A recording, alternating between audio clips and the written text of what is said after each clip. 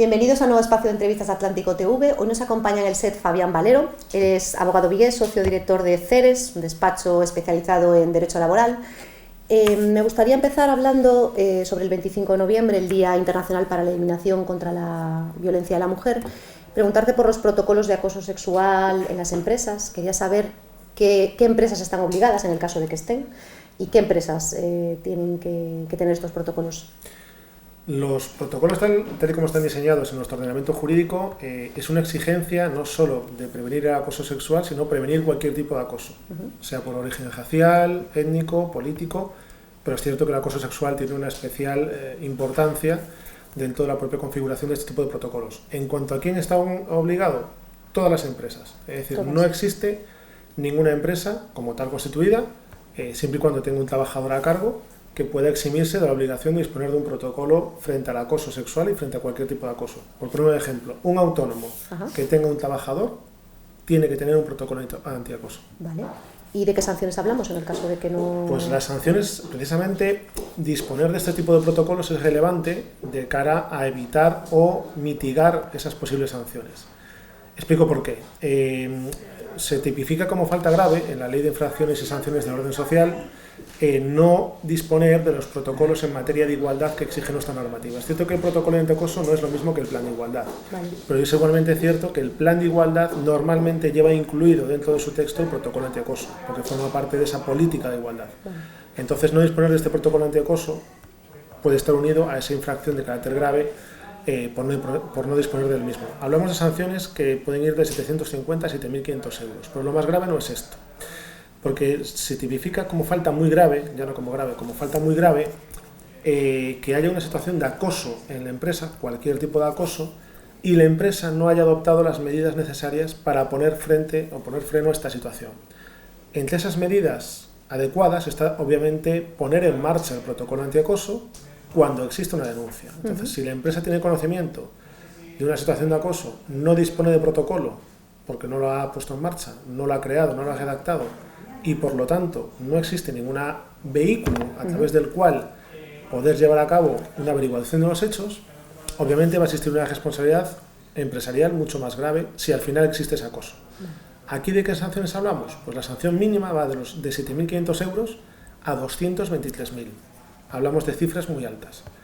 Pues estas son las cifras, en principio, tasadas, que establece lo que es la propia Ley de Infracciones y Sanciones del orden social, pero nuestra jurisprudencia y nuestra normativa dice que la reparación tiene que ser íntegra, con lo cual puede que ni siquiera esté limitado en esa cifra. En función del daño que sufra la persona, podemos hablar de indemnizaciones incluso más altas. Habría que valorar caso por caso.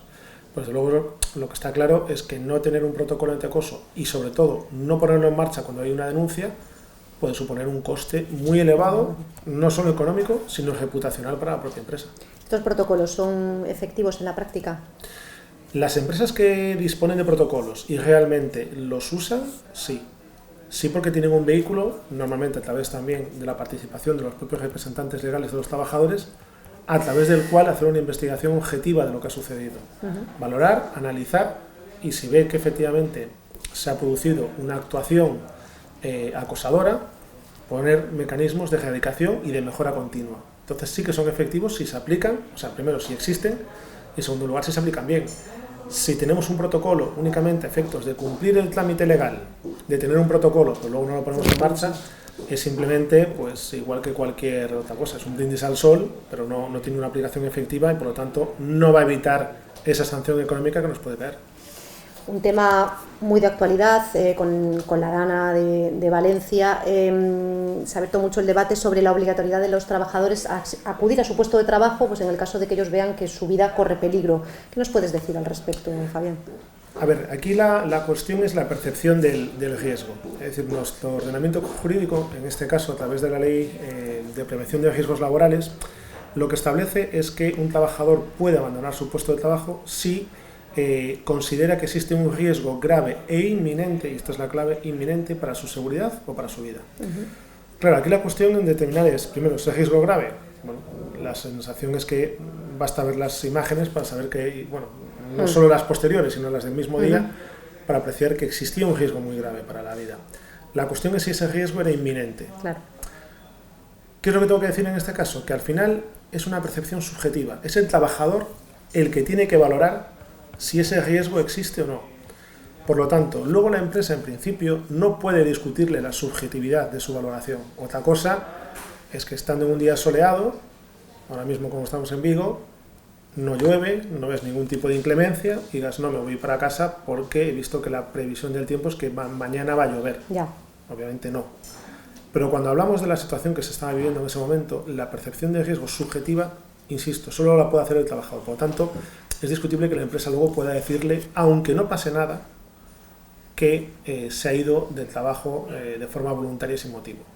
En todo caso, lo mismo que he dicho a mucha gente estos días, más vale perder un día de salario, en el peor de los casos, que perder de la vida.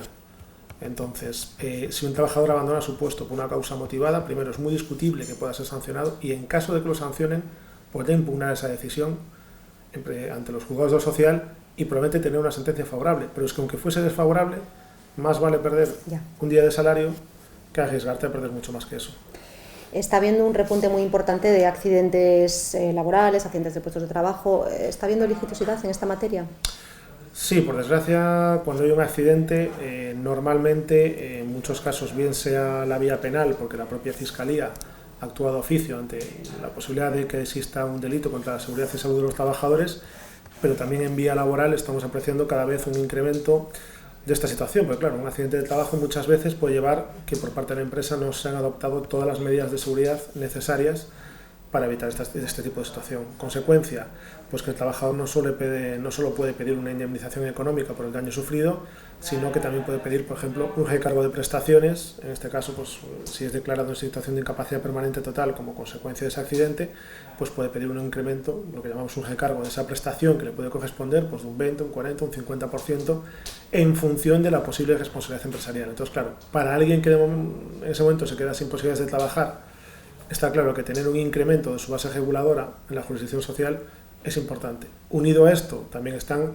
después los seguros por convenio colectivo. Es decir, los convenios colectivos tienen que tener también un seguro frente a accidentes, muerte, jubilado, o sea, incapacidad permanente, tal.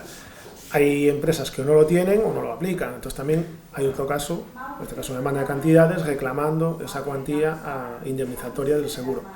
Entonces, por desgracia, están subiendo bastante. Yo creo que hay una cierta relajación últimamente en materia preventiva, no solo imputable a las empresas, también vemos que hay trabajadores que están siendo un poco inconscientes. Eso te iba a preguntar, si a la inversa también puede haber casos. Sí. Vale, eso te iba a preguntar. Por desgracia, nosotros conocemos casos de trabajadores pues, que acuden al puesto de trabajo después de consumir alcohol, otro tipo de sustancias. También es la minoría. Sí. La mayoría de las veces lo que se produce es efectivamente una infracción de medidas de seguridad por parte de la empresa o una concurrencia de culpas, ¿no? Pero también es cierto que hay trabajadores que no acuden a las mejores condiciones a su puesto de trabajo y eso obviamente pues incrementa mucho el riesgo de sufrir un accidente. Otro tema de máxima actualidad en el ámbito laboral es la reducción de la jornada de trabajo que se está tratando en estos momentos, de la jornada semanal. ¿Qué efectos tendrá? Va a depender mucho del convenio colectivo que actualmente tenga la empresa. Hay convenios colectivos que a día de hoy no es que lleguen a esa jornada de 37,5, pero tampoco están muy lejos. Voy a poner sin ir más algo que tenemos cercano, el convenio de oficinas y despachos de la provincia de Pontevedra. Es un convenio que tiene 39 horas de jornada semanal, pero durante 4 meses al año, de junio a septiembre, es solo de 35 horas. En cómputo anual, básicamente nos estamos moviendo en ese entorno prácticamente de 38 horas. Es decir, no va a haber por ejemplo, dependiendo del convenio, puede que la afectación sea insignificante con respecto a lo que hay. Es cierto que hay otros convenios que tienen una jornada semanal durante todo el año de 40 horas, estamos hablando de una reducción significativa. Yo creo que va a generar no tanto litigiosidad judicial, sino conflictividad social. Va a haber resistencias empresariales, va a haber presiones sindicales para que se aplique y va a estar un poco ahí esa lucha de hacia dónde vamos a ir o hacia dónde no vamos a ir. También os digo, yo el miedo que tengo es que al final 37,5 sea lo que pone la norma y después todo el mundo siga haciendo 40. Eso es lo que yo me temo porque las empresas es cierto que hay muchas de ellas que no tienen mucho margen para contratar. Es decir, ningún trabajador va a aceptar ser contratado por 2 horas y media a la semana. No va a haber tiempo parcial para eso, y también es cierto que reducir a lo mejor los horarios de ciertos comercios para ajustar al 37,5, pues claro, menos horas de apertura, menos ventas, bueno, no sé, va a ser un tema bastante complicado. En materia de reforma laboral, ahora que se cumplen 3 años de la reforma, ¿qué balance puedes hacer? ¿Se han adaptado las empresas? ¿Hubo demandas en algunos Seguimos en periodo de adaptación, sí, porque al final la cuestión es que desde que la medida se implanta hasta que llega al juzgado social, pasa por el Tribunal Superior de Justicia y acaba en el Supremo, hay cosas que todavía están sin resolver de la reforma laboral. Pero sí que hemos notado bastante conflictividad en materia, por ejemplo, de conciliación de la vida familiar y laboral. Ahí cada vez se han ido produciendo más demandas en cuanto a solicitudes de teletrabajo, solicitudes de cambio de turno, cambio de horario. También hemos notado un repunte en materia de convenio colectivo aplicable, perdón.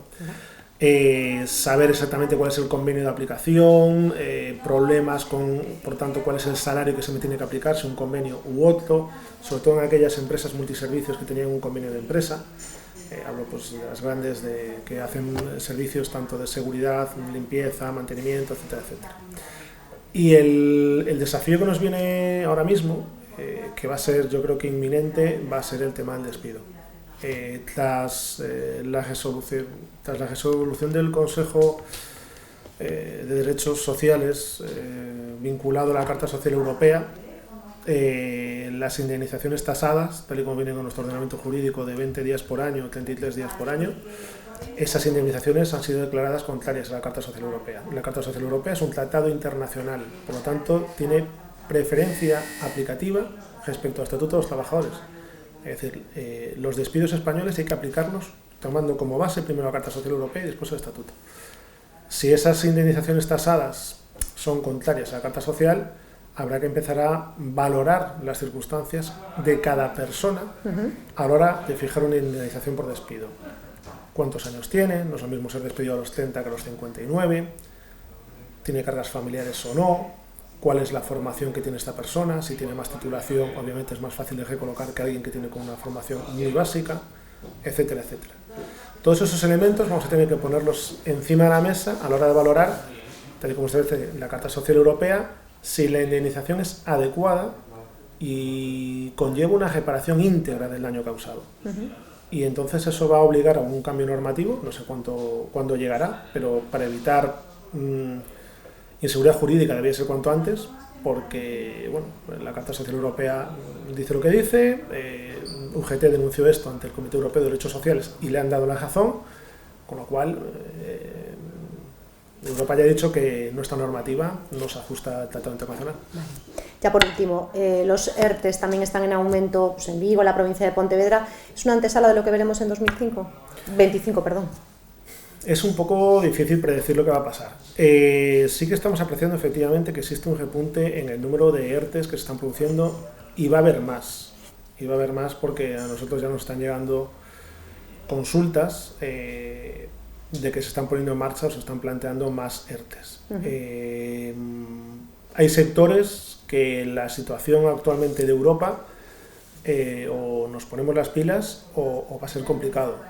Y sectores que son clave en el área de Vigo. Como la automoción, por ejemplo. Como la automoción, pero no solo la automoción. Sí. Hay más sectores que están tocados.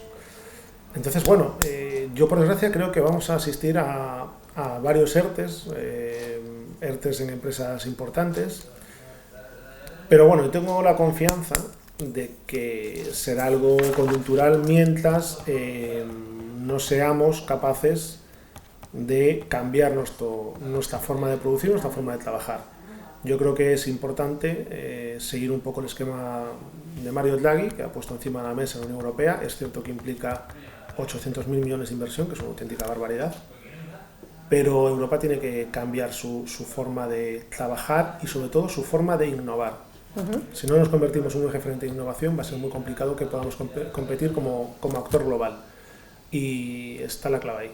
Entonces, bueno, paciencia. Gracias por contarnos todo esto, Fabián, muy interesante todo. A vosotros. Gracias. Gracias.